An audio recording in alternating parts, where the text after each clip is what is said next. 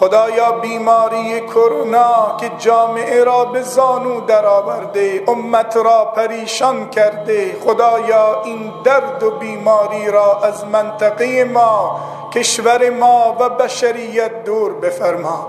خدایا کسانی که به این درد و بلا مبتلا شدند را شفا و عافیت عنایت بفرما. خدایا کسانی که به این بیماری مبتلا شدند و تمام بیماران امت رسولت را شفا و عافیت عنایت بفرما. اللهم اشفنا بشفائك وداونا بدوائك وعافنا من بلائك يا رب العالمين يا أرحم الراحمين يا أرحم الراحمين يا ذا الجلال والإكرام. خدایا دعا کردیم، دعای ما را قبول بفرما، دعای بندگانت را به اجابت برسان و این پریشانی و ناراحتی را از امت و بشریت